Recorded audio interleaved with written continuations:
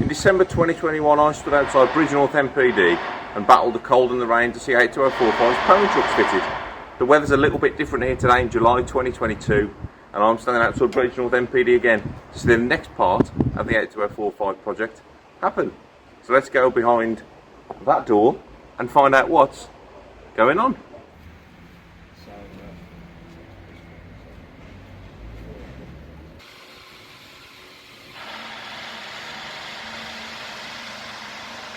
Right, Brian, so we're at Bridgnorth. Tell me what's happening here today. Today's operation is to put the arms on the two halves of the weightshaft, which transfers the motion from the reverser to the gear mechanism. The idea is that we've got to shrink the shaft, heat up the arm, so it all fits together tightly.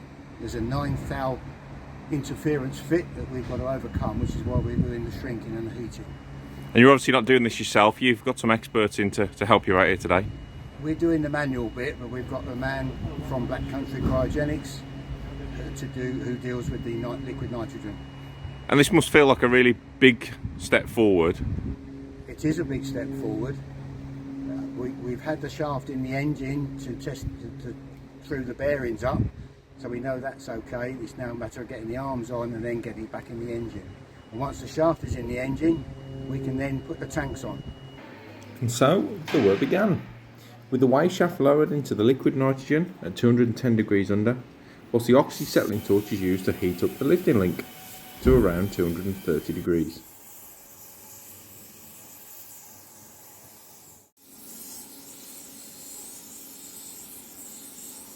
Despite some very scientific calculations before the project began, measuring is key as the margin for error is minuscule, roughly between 5 and 6 thou. That's about the width of a pinhead. The weightshaft shrinks about 8 thou, so it really is a case of check, check and check again before it's time to move.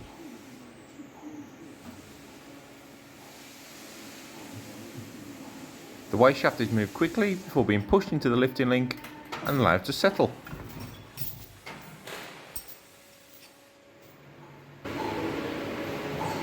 Just going to leave it now, not touch it. Yeah.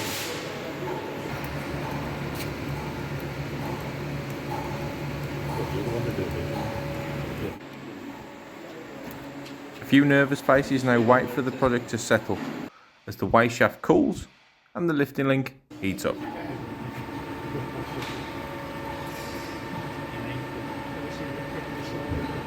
The whole piece is then lifted and checked to ensure that the pieces lock together perfectly.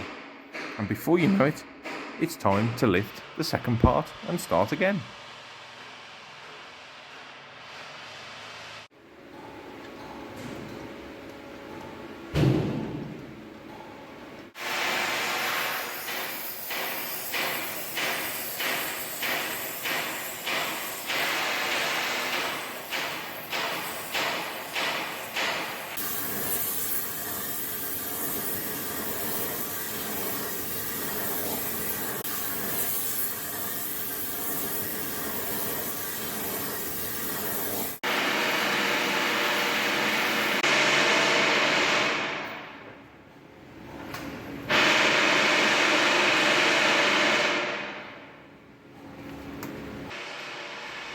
Despite careful and scientific measurement, this one proved a little more difficult than the first one.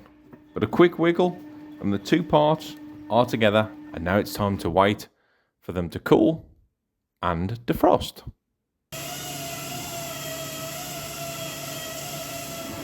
Brian, first time for both. You must feel relieved and really, really happy. We're all feeling very relieved, very happy. It's a first for us. It's a first for the Severn Valley, I believe, to do this job.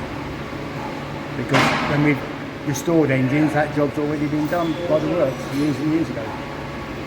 And throughout that process, I saw a lot of you holding your breaths. So it must be a huge sigh of relief that it actually went in first time and there was no stoppages or there was no shrinkage. We couldn't have asked for a better one. Yeah, there was a huge sigh of relief. The second one was a little bit more difficult, but it went in, and that's the main thing. And what will happen now? What will happen now is that we'll manoeuvre the engine, manoeuvre the arms into the engine, and bolt it all up, bolt the bearings down, and that'll be it then. And now time for a cup of tea. Oh, definitely. Well, it's lunchtime. And that's it. It was easier than we thought. The 82045 project now continues, and you can join us here on YouTube again to follow the project as it continues towards its completion date in 2024. Don't forget to like, rate and subscribe, and when a new video is added, you'll get a notification. We'll see you again very soon.